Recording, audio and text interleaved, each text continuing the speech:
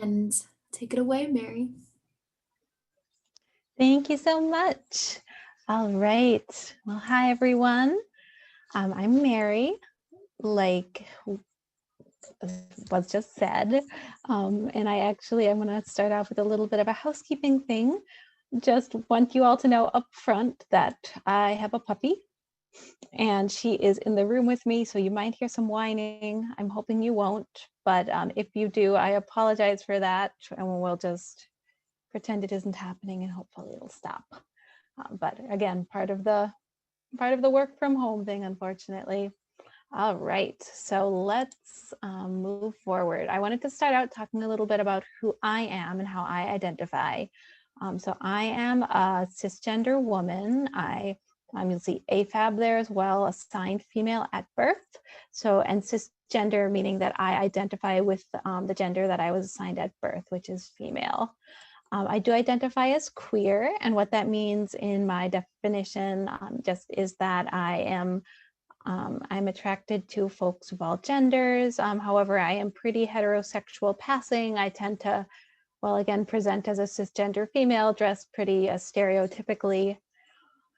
I would say, middle to upper socioeconomic status, a lot of privilege regarding wealth and access to money and resources. And then that ties into too, that I have a graduate education, I have my master's degree, and I'm receiving some postgraduate training right now as well, specifically in child parent psychotherapy. And then finally that I am white, and that obviously has a ton of privilege associated with it as well. And these feel particularly important to me to name because being in the mental health field and also being in the domestic violence advocacy field, we know that mental health problems are often caused by social forms of oppressions. You know, things like any form of discrimination that's out there, it does cause higher instances of mental illnesses. And then we also know that domestic violence is also associated with societal forms of oppression as well, that higher instances of domestic violence happen, for instance, in folks who have lower socioeconomic status or who are experiencing poverty. So I do want to name that I have all of these intersecting identities, that I bring a lot of privilege into the room, that it's something I'm conscious of and try to maintain an open dialogue about, both with clients and with the coworkers. But yeah, want to name that and want to have it be a part of the dialogue as we move forward. I'm also just thinking, I think you'll see me like moving my head maybe, or what might look like looking off screen, and know that I am still looking at you all. I just have a dual monitor set up, and so I'm looking at my other screen, which is where the presentation is for me. All right, so I want to do a couple of ground rules or just kind of getting a mutual understanding here. So I would love for this to be more of a dialogue, a discussion between all of us, rather than more of me just going through and throwing a bunch of knowledge at you. So please feel free to throw questions in the chat, or ask for clarification, throw out discussion questions. You can also use the Q&A function. I'll be looking at that and the chat throughout. Again, if you need clarification, if there's something I'm saying that isn't making sense, please let me know, and I will do my very best to monitor that as we go. In terms of questions, I also want to be a little upfront and say that the type of question that can be harder to answer is more of like a case specific or a case consult question, so asking about maybe a specific client situation or practices for a client. Oftentimes those are super relevant and we can all learn from them, but because of time constraints, sometimes we aren't able to answer those. So just know that I really do want to answer all questions, but we might not get to those ones if we start to be more tight on time. I also wanted to name, we were just talking a second ago about privilege and the privilege that I hold, but knowing that there's a power differential. There's a power differential present in me being a presenter, being more in the teacher role, and then you all as the audience. So I want to name that I don't have all the answers, and that I want to push back. I think sometimes there can be this inherent idea that the person who is presenting is like the one source of knowledge, but the reality is that there's all sorts of different opinions, and all of those are valid, and different viewpoints come with different points of view, quite literally. So again, and that goes back to why I'd love for this to be more of a dialogue, because you all have so much great information to share as well. And then you can also ask for clarification and kind of further the dialogue, further all of our learning as we go together. Also, I will often use examples like a heterosexual couple, and often I think I default to, like if you're thinking about a couple, often the dad is the one who's perpetrating violence. And so one reason for that is statistically, we know that men are more likely than women to use violence against a partner. And there's a bunch of caveats that come with that. One is that the data we have is super one-sided. Another is, and all that is, I think that we collect the most data about heterosexual couples where the man is the perpetrator of violence. Another would be that we really have only very recently started collecting data and started acknowledging that intimate partner violence happens between same-sex couples as well. So there's a lot of well, obviously that isn't perfect, but just I will likely default to that. I know that it's not always the case, but that's probably the examples that I will use. And feel free to follow up with me after. So let's start with some definitions. And you'll see links on the bottom of a lot of these slides. These are things you can access when we send the slides out if you have more questions or are wondering about where I'm getting information from. So trauma textbook definition would be a frightening, dangerous, or violent event that poses a threat to a child's life or bodily integrity.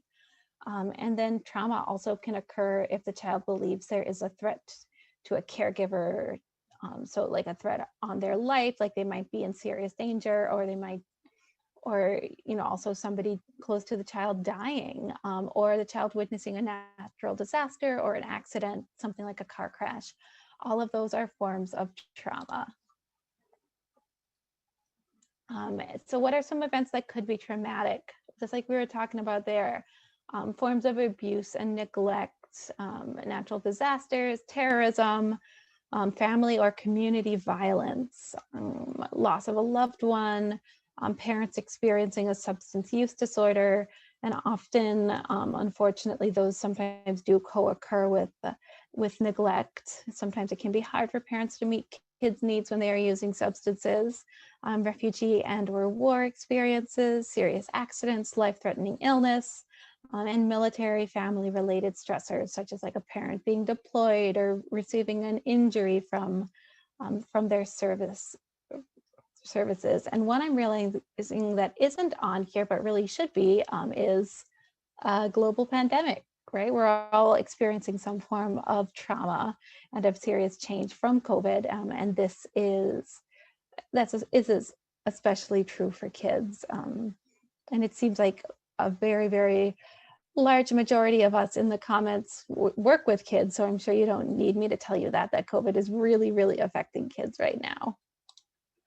And then we talk also about simple versus complex trauma. We won't return to this definition a lot in this presentation, but I wanted to put it out there. So a simple trauma would be something that happens one time and is pretty clear cut on a start and an end. But maybe like a caregiver having a health event that they then recover relatively quickly from, or it could be like a car accident. Complex trauma is something that goes on. There might be multiple traumatic events. There might not be a really clear beginning or end. They might bleed into each other. So that could be something like a caregiver having difficulties with substance use, and they might go to treatment, or they might go to prison, or it could be intimate partner violence as well. It could be war, experiences of war, and then maybe eventually a refugee experience. So when we talk about trauma, there is that differentiation. And then let's talk specifically about what is domestic violence. And you'll hear me use domestic violence and intimate partner violence interchangeably. I use those terms basically to mean the same thing. Sometimes intimate partner violence is used to just as an acknowledgement that not all violence happens within a home, that sometimes relationship violence can happen between, for instance, two people who are living in separate households. So when I use domestic violence, it does include that point of view as well. Anyways, so definition is forms of behavior used to exert a pattern of power and control over another person. And then this, oh my, that did not translate well. So that graphic is pretty pixelated, so I apologize for that. But I think this, regardless, it does a really nice job of listing all the different forms of abuse that can be used against someone. So things like emotional abuse, which could be put downs, could be shaming, could be calling names, physical abuse, hitting, kicking, choking, pinching, slapping.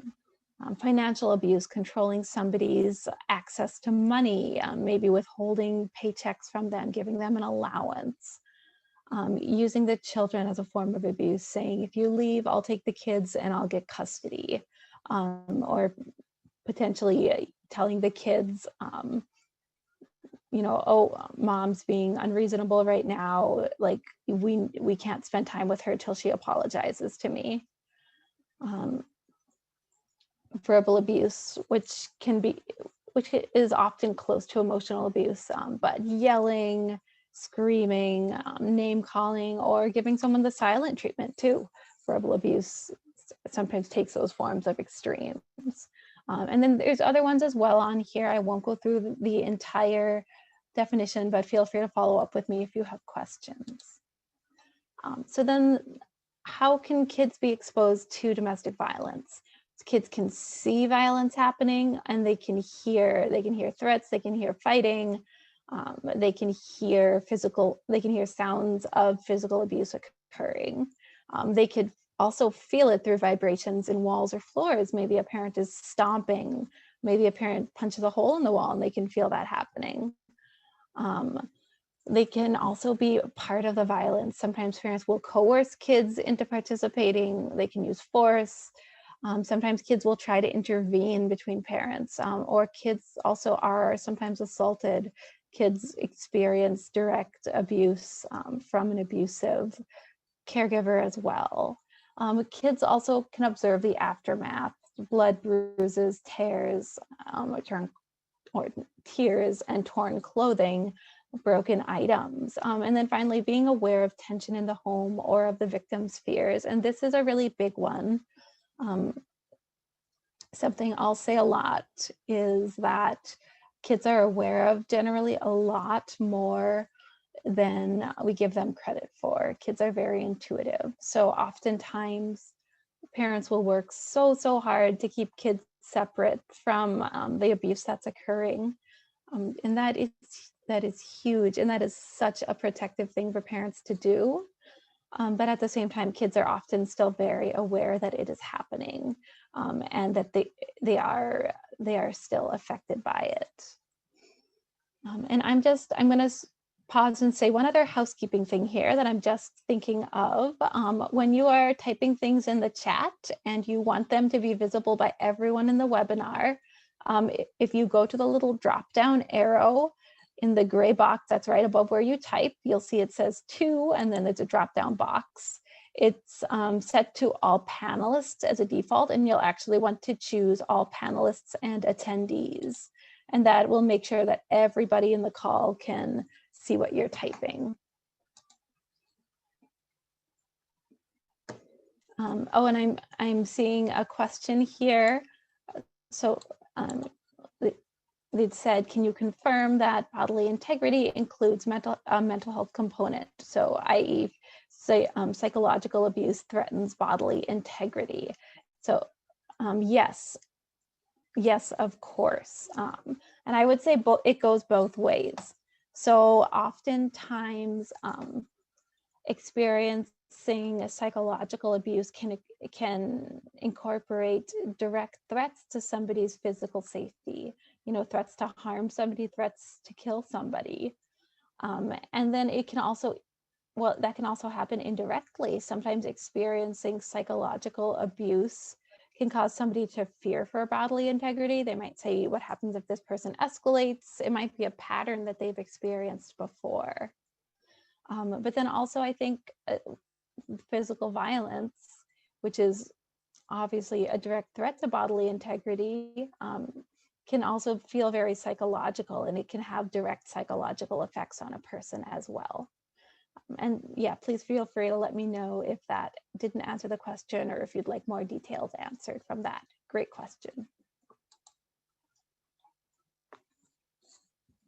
Okay. So these are what I would call these foundational things that I always come back to when I'm talking with kids and with caregivers about how to talk with kids about abuse. So the first one is honesty. Kids value honesty, and like I just touched on a minute ago, kids are aware of a lot more than we know. And kids are often aware when they aren't getting the whole truth, and that can make it harder for them to trust that grown-ups, make it harder for them to trust what grown-ups are saying. So that honesty then also comes with the caveat of use developmentally appropriate language, right? We want to be honest with kids, but we don't want to be telling a 2-year-old,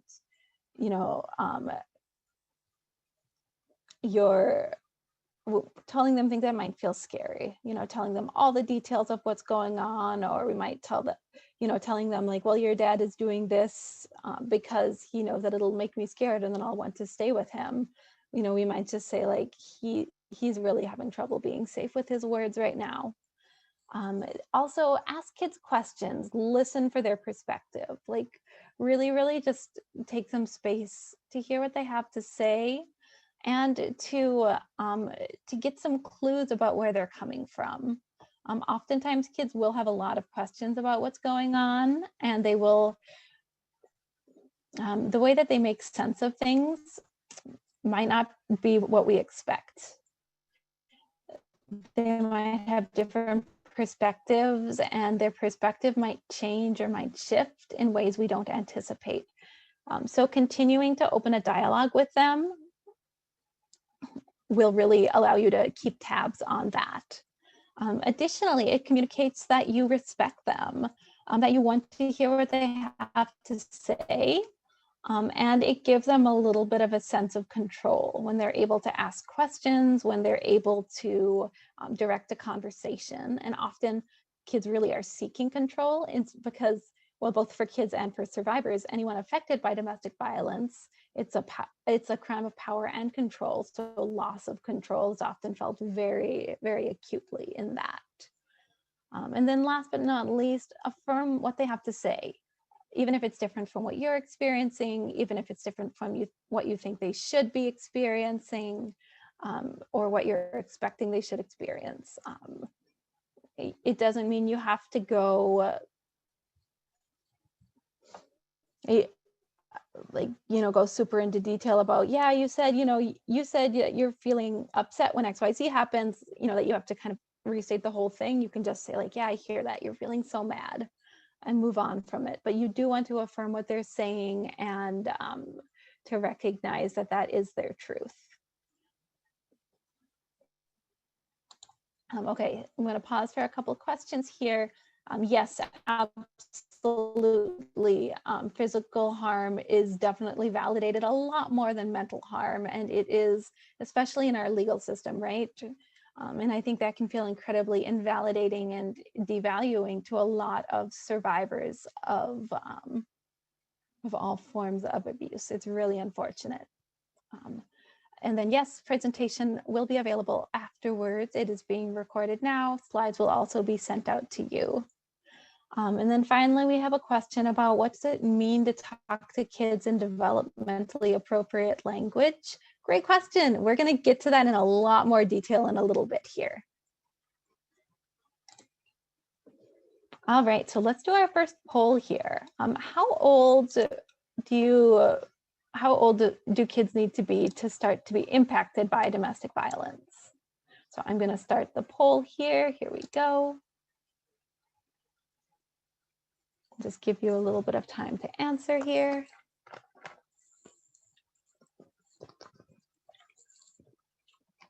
And for me to keep my caffeine intake up.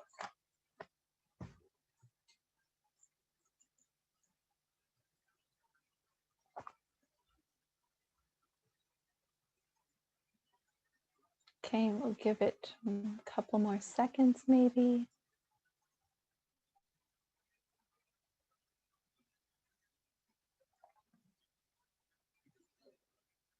All right. All right, you should be able to see those results. So yeah, the majority of folks voted for impact beginning at birth, but then we also had some other votes for the other answers. So yeah, let's talk about that. Oops, no, go back. Here we go. Go back. Oh, okay, I guess I didn't put in a slide about that. But yeah, so kids actually are, kids start to be impacted at birth. And oh,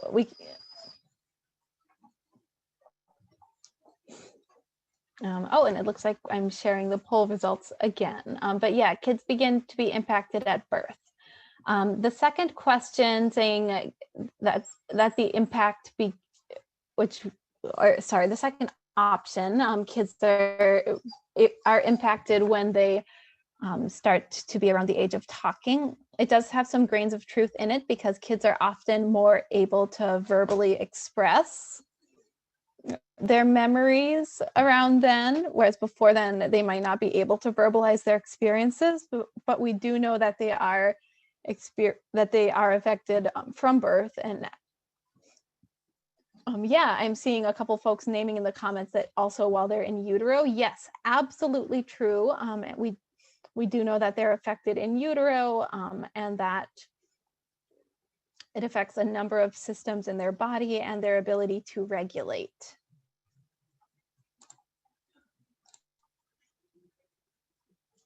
All right, and let's talk about how domestic violence impacts kids a little bit.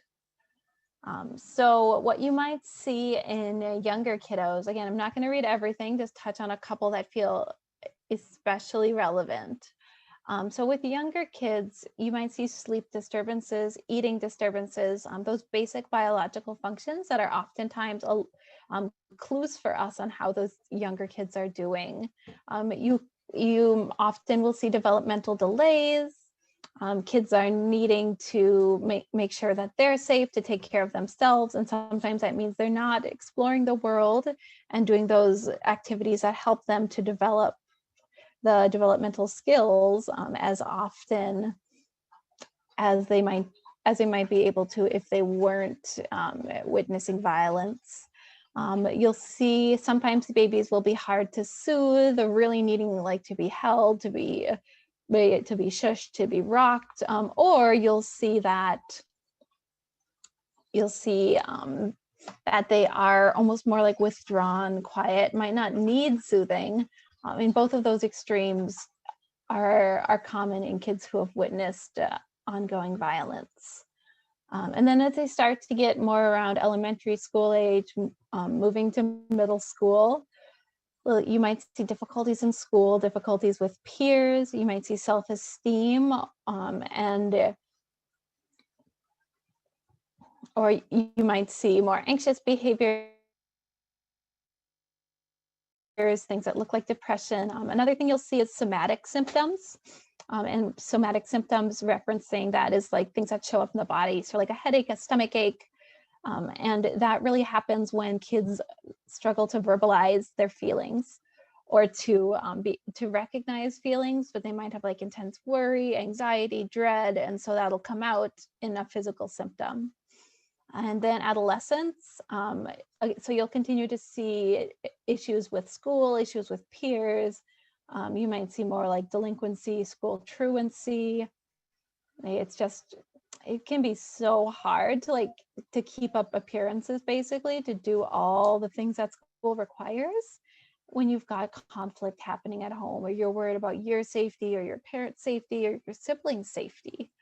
You also do sometimes see substance use, which is, well, for kids who are using substances, it is often the best way that they have to cope with what is going on. And then you'll also continue to see maybe poor self-esteem, symptoms of anxiety and depression. You also might start to see, and you can see this, you actually can start to see this particular thing in young kids all the way up through here, but some you'll see starting to have habits of the parent who uses violence, and that can be really scary as well for caregivers who've experienced violence. But you might see them using the same behaviors. And that happens because it's what they're exposed to, and kids learn by copying. So in those instances, it's more important than ever to give them alternatives. All right, so let's move on to our next question, our next poll question. Is it better not to talk about abuse in the home? So we're going to move to our second question here. Yep. All right, so we've got 3 answers here. It's better not to talk as it will help kids to move on from it. We should begin to talk about it when kids have more complex abilities. And then talking about the abuse is almost always helpful. So I'm curious to hear what your opinions are. We'll keep polling open for a little bit here.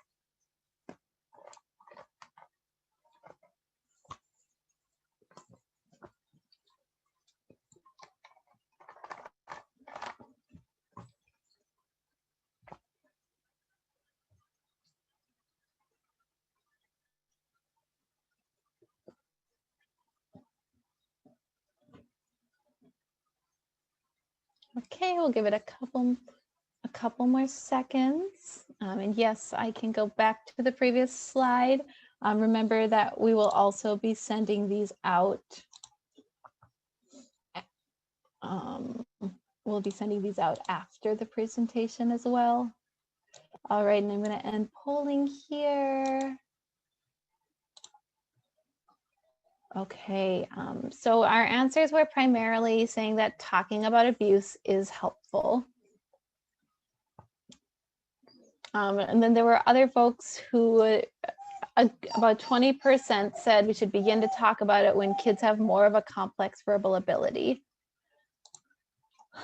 So I think my simple answer would be that we always want to talk about the abuse. And like I had mentioned before, you know, we want to tailor it to their developmental capability. And we'll talk about more about what that looks like in a minute here. So yeah, let's think about what happens when we don't talk about abuse. So I want to name, first of all, that sometimes for caregivers' sakes, we really need to not talk about abuse. Sometimes, especially for a caregiver who might be in an ongoing domestic violence situation, it just might feel, too traumatic, got some re-traumatization going on maybe, or the caregiver might feel like it's not safe to talk about it again. It might bring up some safety concerns. So in those situations, I do really want to validate that. And yeah, I want to say that caregivers are always the best ones to make that determination on whether or not it's feeling safe, both for their own mental and physical well-being and for safety of the family, others as a whole. That being said, when it is safe to talk about it, I would pretty much always recommend talking about it in some capacity, or at least opening the door to the discussion of of the abuse that's happened, giving the child an opportunity to do so. The training that I'd mentioned before, child parent psychotherapy training that I'm doing right now, one of the things that they talk about that I just love this phrase is speaking the unspeakable, giving a name to these really horrible things that have happened, and letting that be the first step in being able to process it and being able to think about how things can look different and how we can move forward from it. This also allows us to let kids know that abuse isn't okay and to teach them alternate behaviors. And I'm seeing we have a question in the chat. Sorry, not in the chat, but what kind of alternative would I suggest when a child is developing habits of a parent that has used violence? And I'm actually going to save this one for a little bit, if that's okay, because I think we will get pretty close to this answer as we go. So what are things we can say with kids? I think you'll see me actually use a lot of examples of things to say. I just think sometimes it can feel really helpful to have some specific words to go off of. So you could say things, again, not going to read all of these, but so you could say violence is never okay. I bet it was really scary last night to hear that fighting. I bet that felt really scary. Is that right? Or you can tell me more about how that felt for you. You can tell kids it wasn't your fault that happened. There was nothing you could have done to stop it. It's not your fault. And then you can tell them, well, yeah, like we said, violence is never okay. You can set that precedent for later.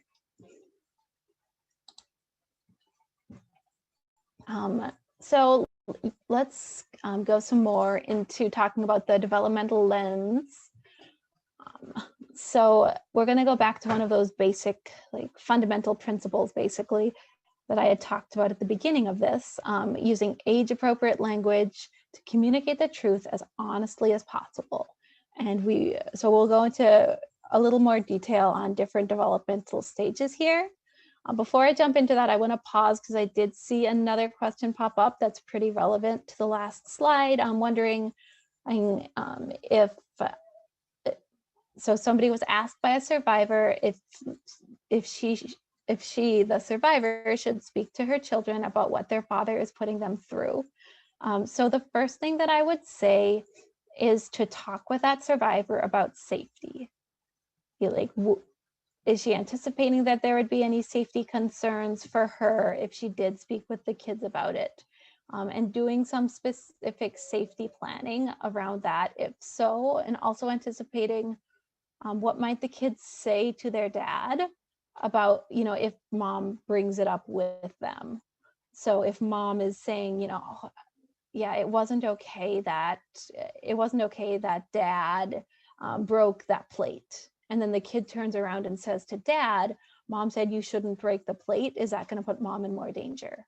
So really trying to anticipate any sort of safety risks, especially in a situation where it's ongoing. But then other than that, I think I always want to advocate for like specifically seeking out a therapist, a professional to support this family specifically if it's possible. But I think what she might do, to speak more generally, is just maybe try opening the door metaphorically. Just saying to the kids, like, things have been really hard with dad lately. I wonder if you would want to talk about it at all. Like, if you do, I'm here. Or if you do, you can talk with your school counselor. And by the school counselor, I'm using an example of another adult. It could also be, grandma, it could be aunt, it could be family friend. Another consideration that I realized right as I was saying school counselor is that counselors are mandated reporters. So that's another thing I think to plan through with mom, that if she wants to give them somebody else to talk to who is a mandated reporter, that's probably something that the kids should know up front. Again, I always advocate for honesty because kids often can feel like well, sometimes they'll feel guilty, if, for example, the mandated reporter does have to report and then a CPS investigation is opened, kids can feel like it was their fault or they weren't prepared. So we want to prepare them up front. And we can continue talking about this too as we go. So let's talk about what developmentally appropriate talking with kids about could look like. So I've divided childhood basically into 4 different stages, and these are informed by Piaget's stages of development. So I put those in parentheses here as to what they roughly correlate to, although I took my own liberty with it. I don't 100% want to use what he defined because I don't think those align perfectly. So thinking about infants first, around birth to 1 year. Developmentally, they are really working on the basics, right? They're learning to walk, they're learning to talk, they're crawling, but for a while they're pretty immobile. They are really developing relationships with other people. Or at first, when they don't really have much in terms of eyesight, it's more about, who's rocking me, who's holding me, but they still have that, they're able to differentiate people, who's holding me consistently. They'll have that deeper connection. Well, if their mother or if one of their caretakers is the person who gave birth to them, they'll have that connection with that person. Just physically being able to recognize them. And then as they develop more visually, as they develop more cognitively, then they do form those really strong relationships. And one thing I talk a lot about is attachment. So the idea that kids develop and kids explore their world using an adult or a few adults who are safe, who are secure, who are super familiar to them. So thinking about I think a great example is a kid who's learning to walk and they stand up and they toddle a couple of steps and then they look back at their parent and they smile. So I'm exploring, but I'm looking back at you to see, are you still there? Are you watching? Are you proud? And are you gonna come and take care of me if I fall? So kids are really only able to take those developmental leaps forward when they know they've got someone solidly at their back. So in terms of trauma discussion, how trauma impacts kids, all that good stuff. Well, not good stuff. That's not a great metaphor to use, maybe. Anyways, so considering that the kiddo is likely able to process and to understand more than they can verbalize. And this continues into toddlerhood, but I always think of this underlying sense of frustration for kids, especially as they get into the later part of infancy. It's I can understand this, I can't verbalize it, I can't tell you it. But understanding that the kids do likely have an understanding of what's going on, even if they're not talking. And then so that attachment, that strong reliance on the caregiver, both for meeting basic needs, but also for safety, security, and feeling confident in development.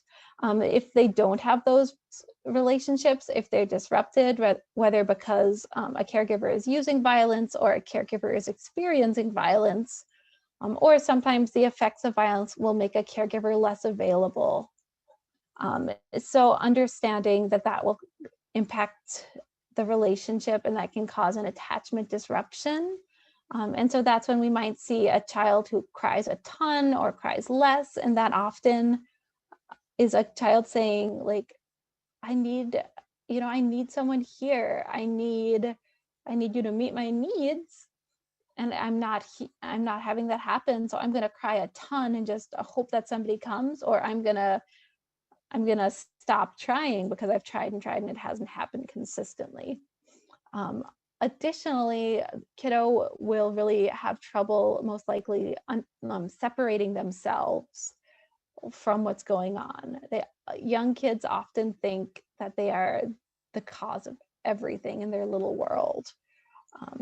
That's called egocentrism. I think we'll name that on the next slide. But just understanding that little kids, even though that they're still developing cognitively, might have this sense of guilt or of shame around violence that's happening. Let's talk. So then toddlerhood, I'm thinking around 1 to 5 years. This goes this correlates to Piaget's preoperational stage. So developmentally, getting a ton of language, getting a ton of mobility, those gross motor skills. Object permanence. Yeah, object permanence is the concept of knowing that an object is there after it's out of sight. And I apologize if I said object permanence. I think I meant the egocentrism. Maybe I mixed up those terms there. But yeah, object permanence, knowing that an object is there even when it's out of your field of vision. That's something that develops around the later stages of infancy. That can be sometimes understanding that caregivers will come back when they're gone. So that can affect the relationship with the caregiver once they're able to understand that and they're able to rely on it, but they'll also need to develop trust with that caregiver as well. And yeah, okay, so we do name egocentrism here often. I mean, awesome. And then they start to develop this early understanding of logic, some really basic cause and effect. It's like, you think about those toys where they have the little hammer and they hit the ball and it rolls down the slides and then they do it again and again and again. And it's because they're learning, when I do this, that happens. And they're also starting to be able to understand that in terms of behavior. When I pull the cat's tail, he'll make a really loud noise and then he'll scratch me. They're exploring the world. They're wondering about all those things. So same themes of infancy apply here. So continuing to understand, the kiddo understands more than they can verbalize. So it's still important to talk about what's going on, even in really simple terms. Oh, there's a lot of fighting going on and that might feel scary. Or mom was mad last night and she threw your toy and it broke. I'm sorry that happened. It's not okay to do that when we're mad. They can also begin to use cause and effect statements. So things like, dad is having trouble being safe, so he's going to stay somewhere else until he learns how to be safe. And even if you're not sure if kids can comprehend that, sometimes it's okay just to try it out and see how it goes. Again, sometimes kids surprise you. And then, so they're starting to be able to separate themselves from other actions. So egocentrism, again, that concept that kids really see everything in their little world as happening because of them. This starts to fade towards the end of this stage, but it's different for each and every kid. So follow their lead and try to understand where they're at in terms of point of view. Then as you get into childhood, that concrete operational stage, developmentally more able to start using like simple logic and reasoning. They are now aware others have their own thoughts and motives.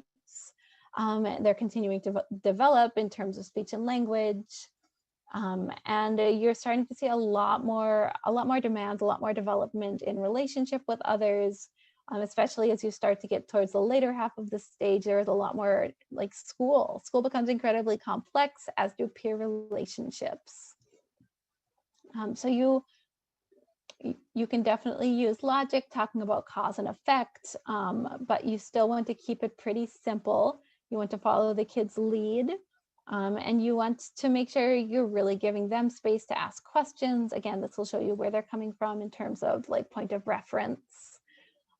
They are also making leaps and bounds in terms of what they know about emotions. What does it look like when other people are mad? What do you do when you're mad? How do I know when I feel a certain way? How do I know when I'm sad? And they learn this from people around them. They learn this from modeling of how parents model these things. And they're really learning by example. So this is another space where, like I'd mentioned earlier, you might see kids using behaviors of folks who have used violence.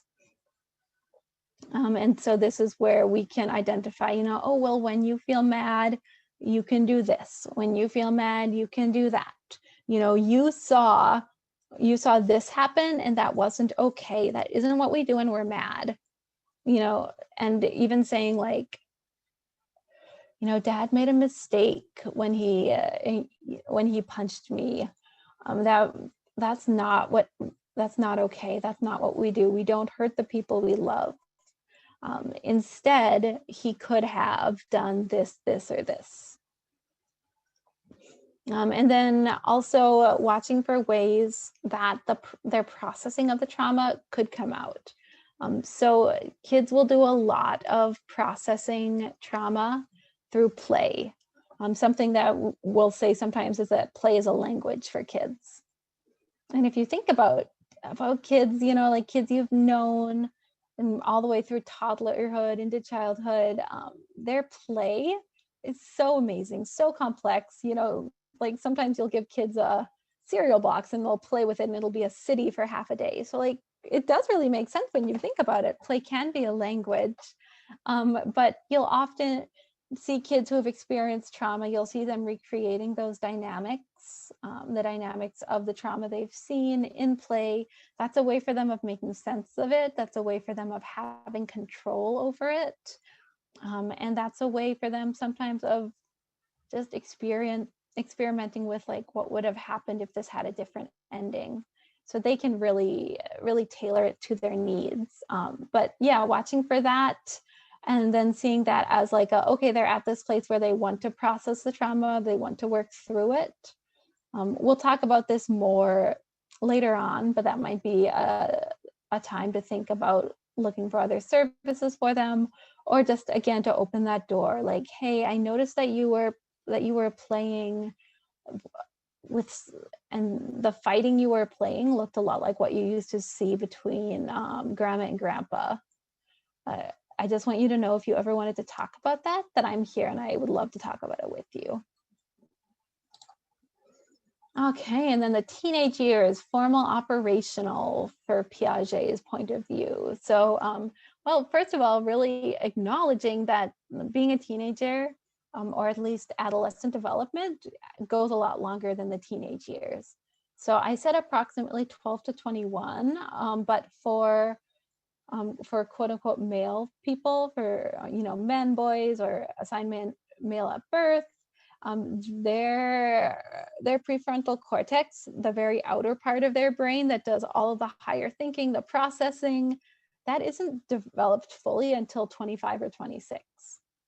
And I do a lot of relating teenage years to toddlerhood, because I think there's actually a ton of similarities there. That for teens, you have this dynamic of like, I want control. I want to be in charge. I want you to trust me and respect me. But I am still learning the skills to actually get there. So teens, they are now able to understand those more complex abstract concepts and symbols to a degree. Again, they're still developing. They're developing their social capacities, really complex relationships, social demands, school demands. So they just really want to understand and recognize that they want that control, they want that independence that feels so necessary for them. And so just thinking about, how can we really validate that for them, recognize the need while maintaining their safety. Like you really want to drive yourself across the country to your aunt and uncle's house. I hear you. I hear that you don't want me to drive with you, but right now, I don't think it's safe for you to drive for 48 hours straight. And I think I'm saying that a little bit tongue in cheek, just to recognize that sometimes the things that teens like want to do or are, want to think that they're capable of really feel like it's out of left field. And that's another sign that that there's that developmental disconnect, right? That they honestly are believing that they can do this, that they want to do this, but that it's not something that they're able to do at the moment. Also continuing to understand that teens are super verbal, but sometimes they might not want to be verbal, or sometimes they might want to express things in other ways.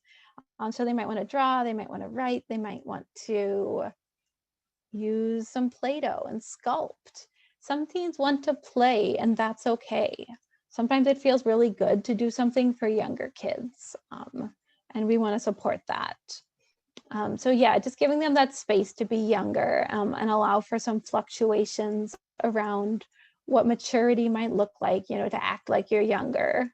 So kids need that, and all kids need that space, that flexibility, but especially kids who have experienced trauma. And we'll talk about developmental regression here in a little bit.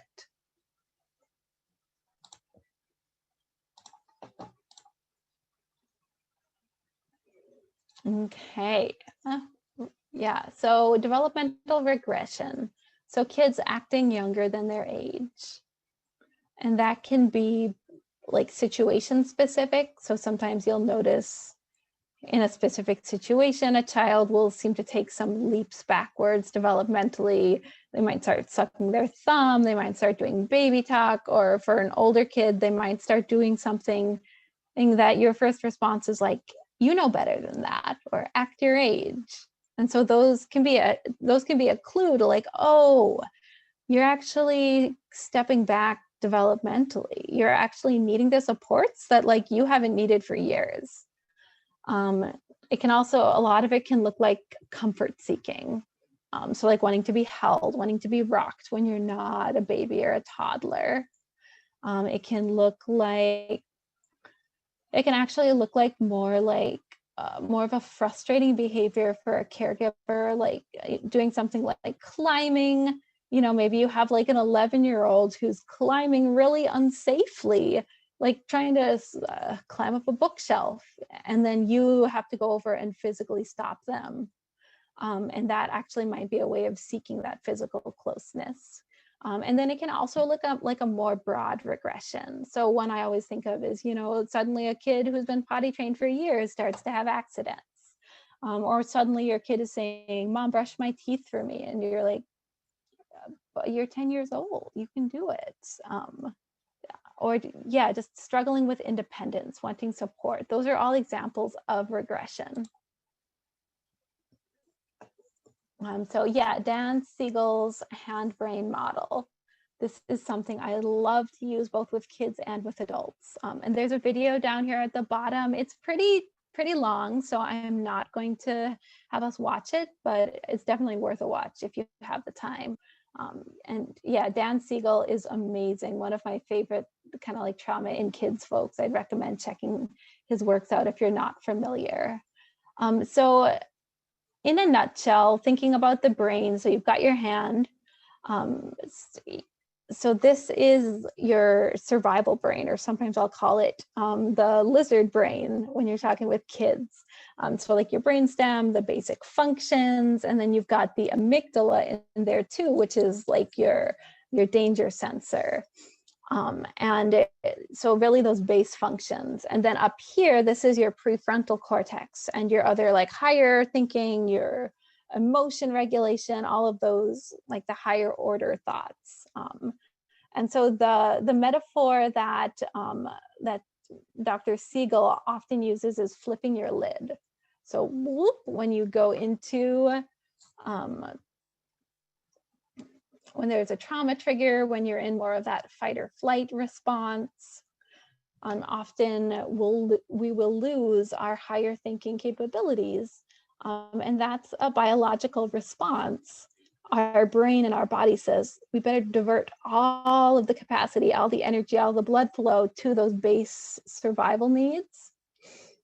Because we might need to, there could be a saber-toothed tiger out there. We could need to run away from it at any moment. And we haven't quite figured out yet how to communicate to our brain that saber-toothed tigers aren't an issue anymore. And that's not to say there definitely are very real physical threats of danger. So in those cases, this response is very adaptive. But so you have this flipped lid, suddenly you don't have that survival, you don't have those higher functioning, you don't have the thoughts to be like, hey, this is okay, let's calm down. And so for kids, this is where we often see developmental regression, right? You don't have those higher functioning skills. So suddenly it's like, now I am freaking out and I need you to comfort me in a way that I haven't for a long time. And so what we can do with kids, you can actually use this metaphor with kids, just again, making it developmentally appropriate. So for a 5-year-old, you might just talk about, well, this is your thinking brain, and this is your, what I often say, lizard brain, because it does the things a lizard does. It sleeps, it eats, it poops. And then you have a little laugh because you talked about poop. But so you can talk about that, and this is your regular brain, but sometimes when something scary happens and plop, the lid pops off and we have to take some deep breaths so that the lid goes back down, and we can use our thinking brain to tell our body that it's not in danger anymore. So anyways, that was a bit of a tangent, but that's how you can use that metaphor with kiddos and talk about regulation skills. But yeah, thinking about that survival brain and when it's in charge, that it can cause developmental regressions.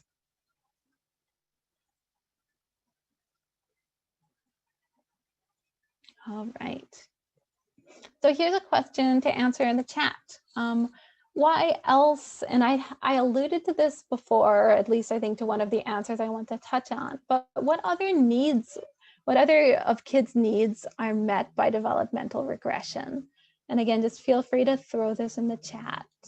And for those of you who might have joined late, make sure your responses are set to all panelists and attendees, not just all panelists, so everybody can see it.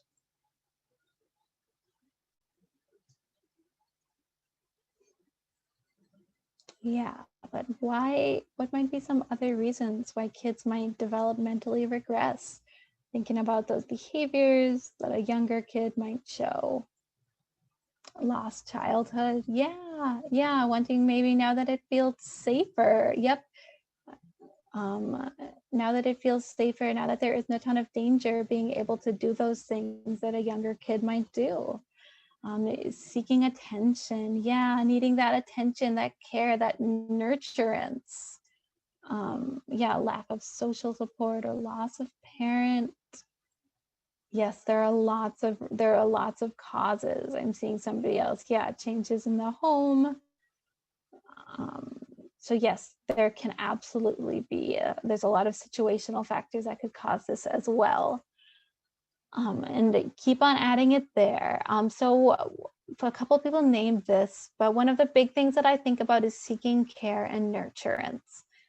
Developmental regression often is a kid's best way to say, I need to feel loved right now. I need to be held. This also goes back to thinking about attachment.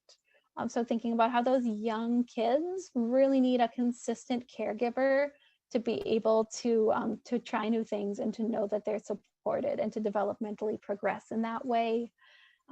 So this might actually be a kid saying, like, I'm ready to try something new to build maybe my independence. But first I need to know that you're there for me and that you'll be there to keep me safe and to support me and to love me. Also, something we haven't touched on, but that infants and toddlers will often need like very direct physical contact. We call that co-regulation, to be able to regulate themselves physically. So like a baby that's crying might need to be held, might need to be rocked, and needs to feel that physical closeness to a caregiver, sometimes needs to feel that your heartbeat is slow so that they can slow their own heartbeat. Like there are very base biological mechanisms present there. And so if kids didn't have this as an infant, as a toddler, they might not have the capacity to regulate themselves. And so they might need to do this at an older age to develop that capacity.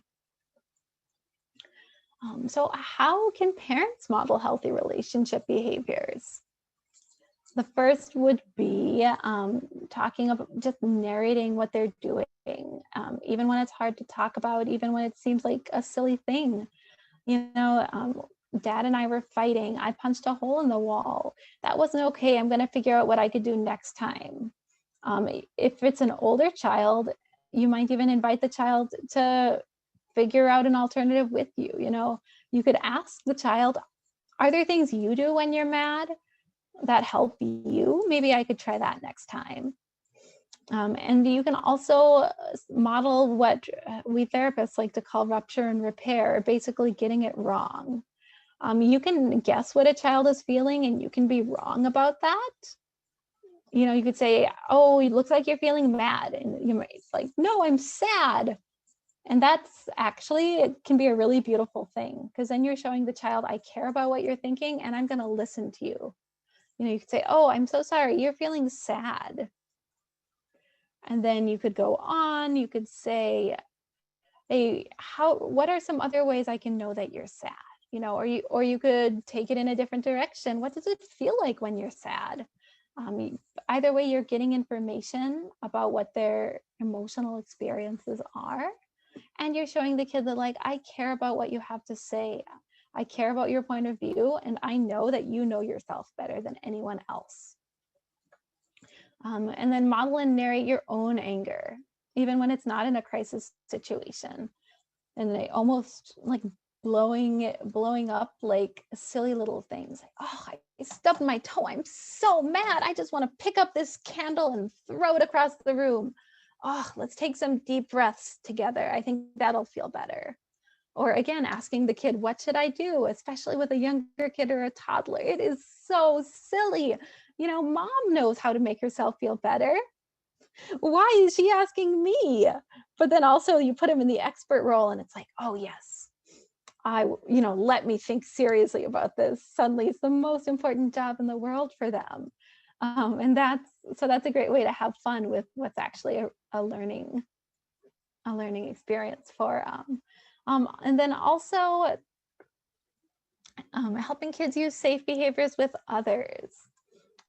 So you can name, you've seen people around you do this thing, and I'm sorry you've seen that, but it's not safe and we don't do that, and these are what you can do instead. So peer relationships, sibling relationships, but really naming, and this is going back to answering the question we had earlier, what alternatives can you use when a kiddo is using habits of a parent that has used violence? One thing I would do is talk really explicitly about it.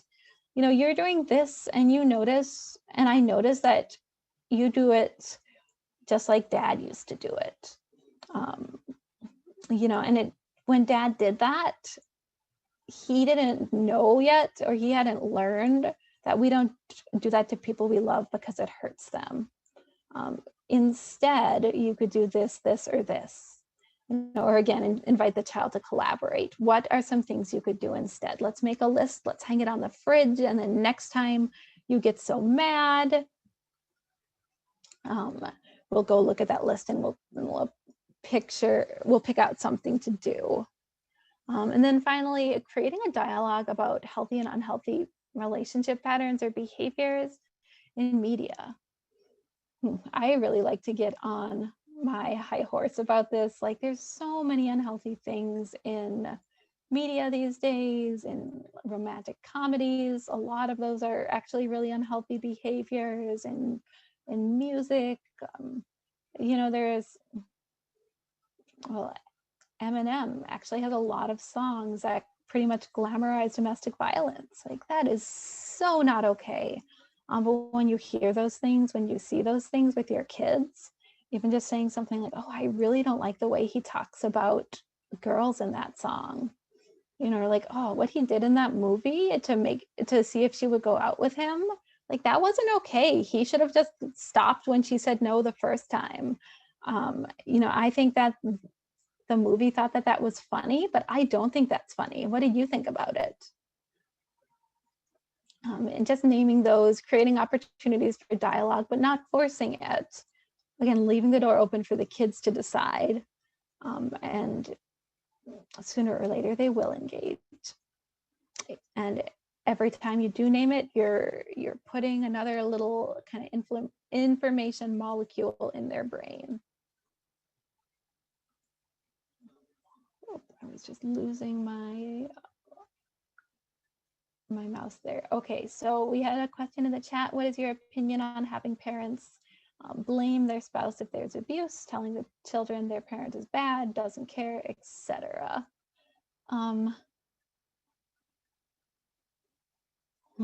So okay, good question. You can put them in either place. There's a couple of questions in the Q&A too that I'm seeing now that I'll get to presently here. I think that I would err on the side of trying to keep it pretty neutral on what you're saying about a spouse or an abusive parent or partner. And this is something that I would recommend this specific individual talks over with a therapist or an advocate, more just depending on what the details of the situation are, because it might be that the right choice for them in this situation would be to use that different language.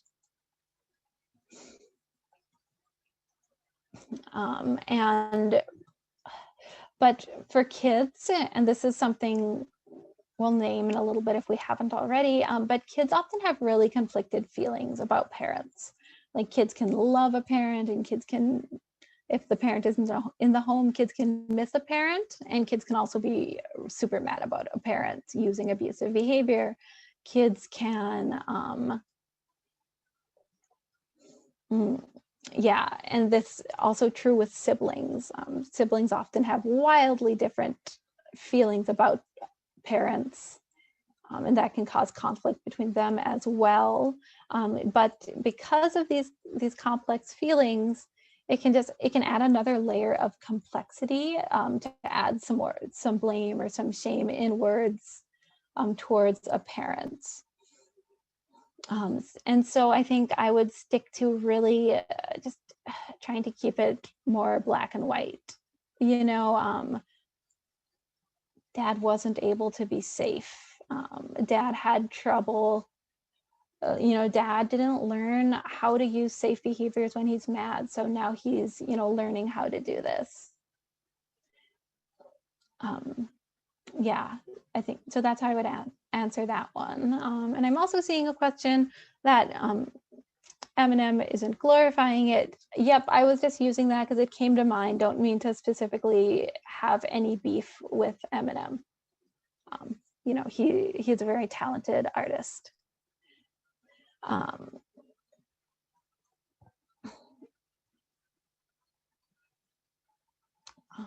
Okay, yeah, so in speaking to kids about your partner, how does a survivor or person who was harmed speak about the truth without it becoming triangulation?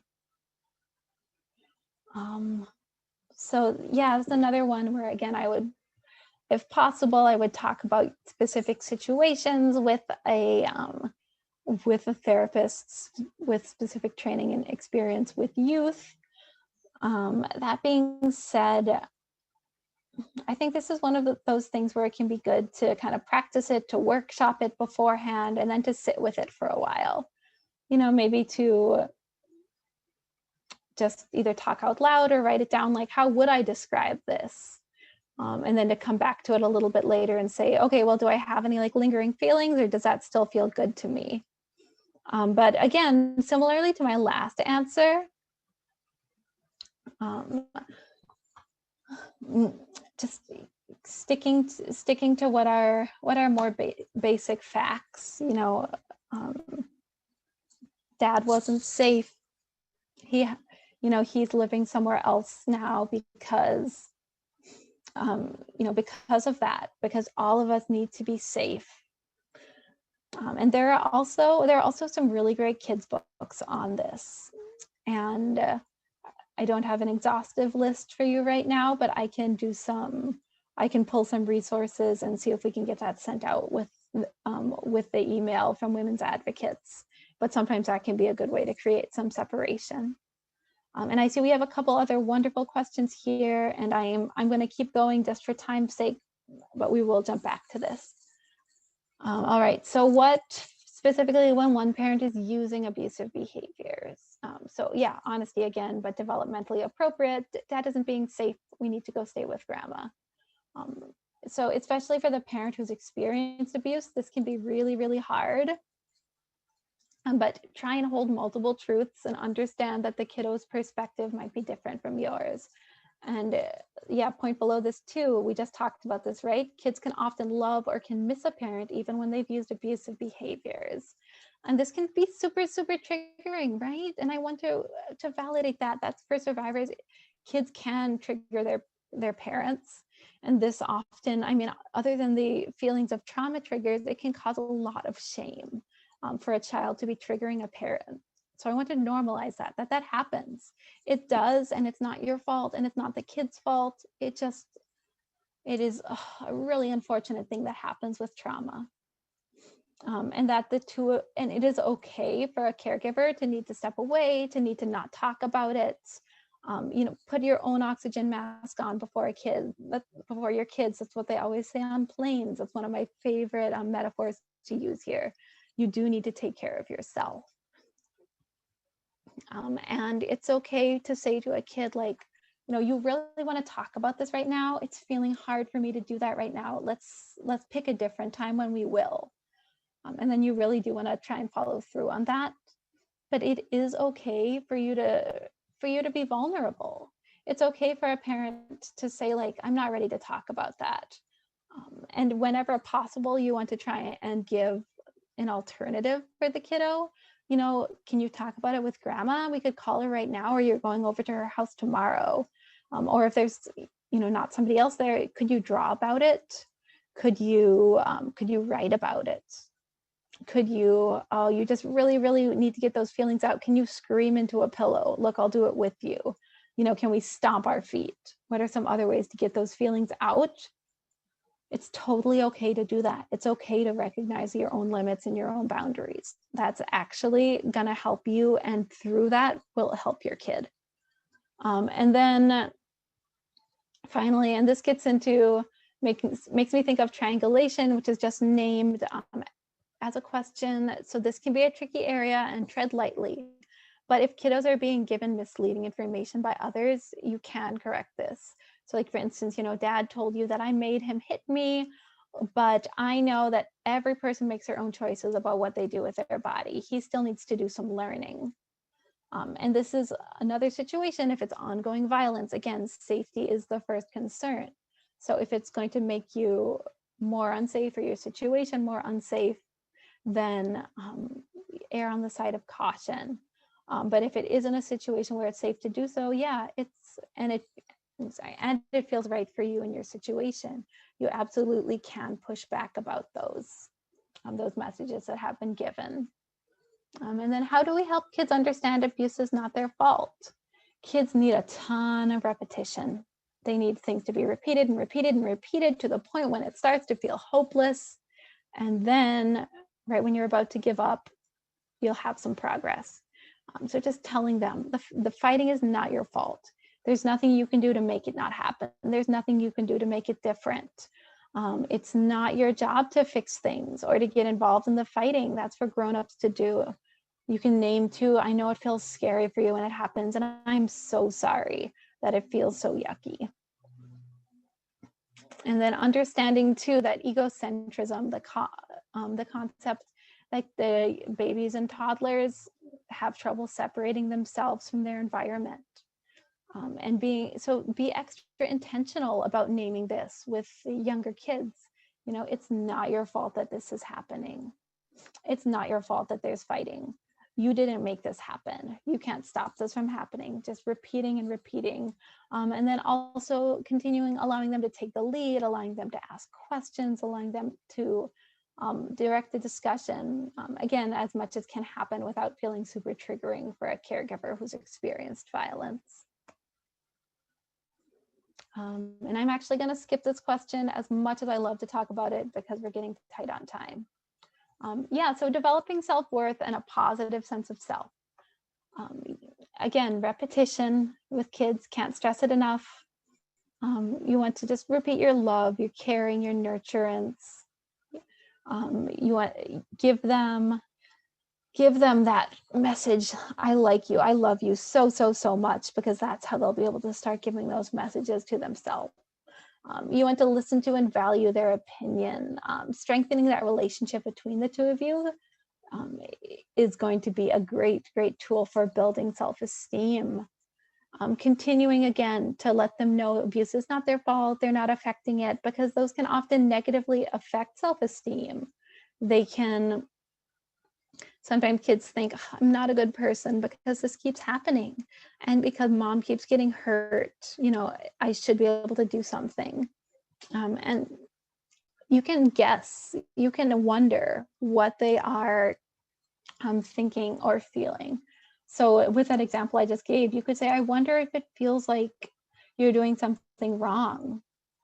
And that's something I think I always also am, I consider, you don't want to put a new idea into their head. So you don't want to get like super specific maybe, or be a little, or get more into detail. But when you're pretty sure that they're feeling a specific way, you can definitely put it out there. Are you thinking you're doing something wrong because dad's angry again? I want you to know it's not. That's not how it works. It's not your fault. You can't control if dad is mad. Let's figure out how you and I can stay safe. And then finally, just understanding that there's a difference. Sometimes what kids need is for a parent to take really concrete steps with them, figure out what can we do, let's make a plan. And sometimes kids just need a parent to sit with them and be like, yeah, this feels really crummy. This feels so hard.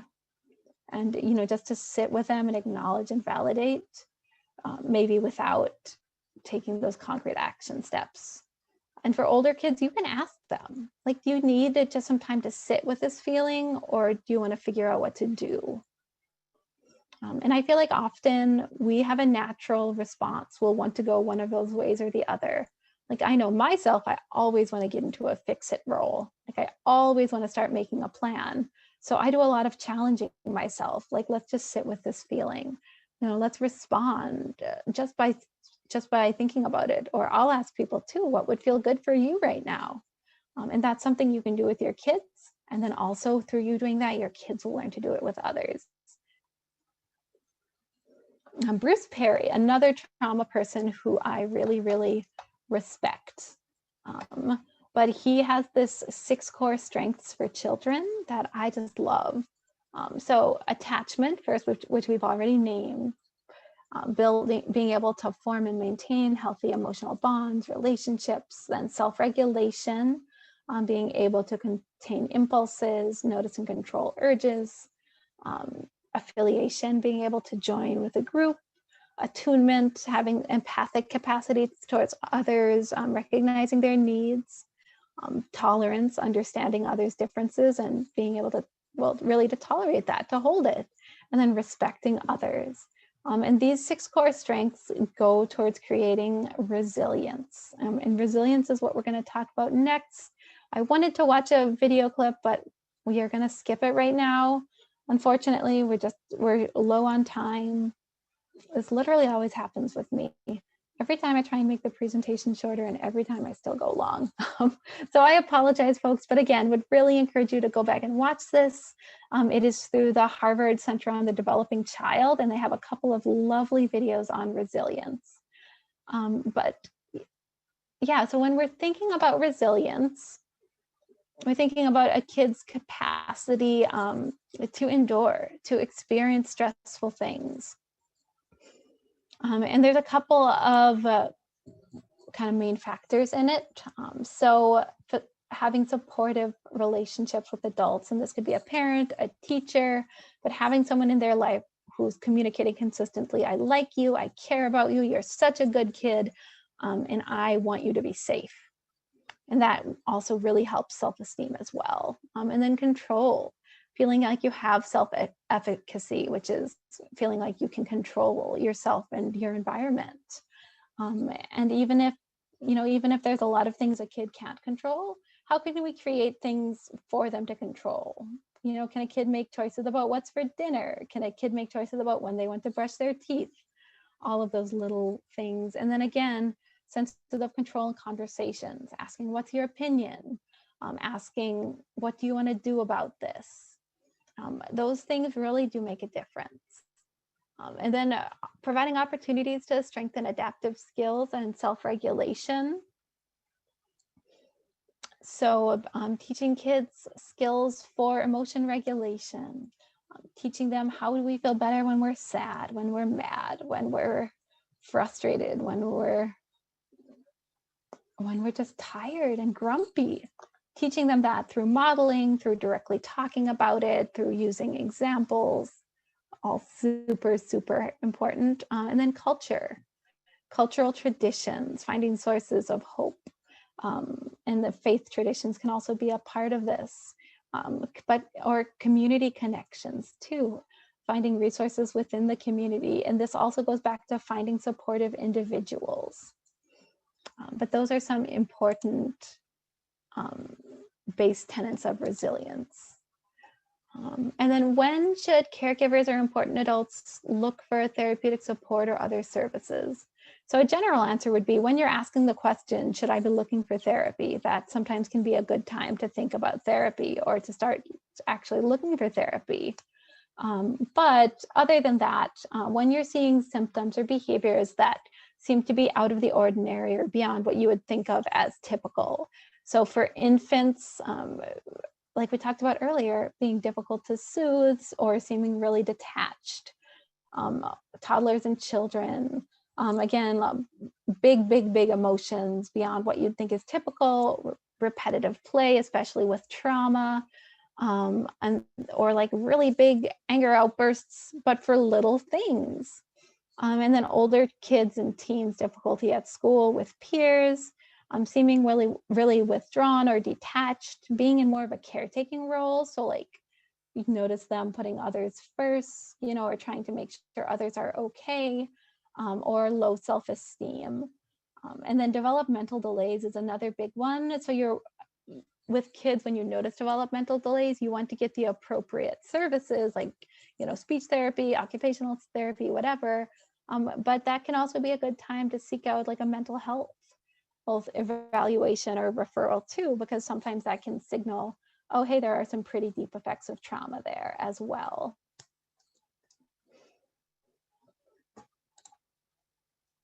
And then I wanted to give a quick plug to the services that DAP offers. So one thing I think might be relevant for folks is that we are currently offering a weekly online parent caregiver support group, which is on Tuesday nights. If you're interested or have questions, feel free to send me an email. Again, my email will be in the email sent out by women's advocates. We also offer early childhood and youth therapy services, ages 0 to 18. We have therapy services for both folks who have experienced violence, victim survivors, and for folks who have used violence, so intervention prevention. And both of those are group services. And then we also have legal advocacy services, and we offer case management services. And within that, we offer specifically coordinated housing, which is one way to access housing funding for folks who are at risk of homelessness due to domestic violence. Do they have to be in a certain location to access these resources? Generally, greater Minnesota. We are sometimes able to offer services to folks in like Western Wisconsin, but feel free to reach out to DAP or to me with more specific questions. And if not, we can work together to try and find other resources for folks. Okay, so questions. I'm going to jump back to a couple of questions that are in the Q&A that I didn't get to spend as much time on. But yeah, also wanted to say the presentation will be sent out afterwards. A link to a survey too on this presentation. Would love your feedback, and would also love to know if there are other things you'd like, webinars, presentations about. And then Brandon will put the instructions in the chat for getting an attendance certificate and other housekeeping things as well. So look for those here briefly. But okay, jumping back to Q&A quick with our last couple minutes. So as a person who has used abusive behaviors, how can that parent communicate with their child? That's a great question. I think just to give some simple language for that, it would be really lovely if they're able to say something like, hey, I did these, I wasn't safe, or I hurt, your mom, and that wasn't okay. I'm really sorry that happened. I'm sorry I made you feel worried, and I'm sorry that I hurt her.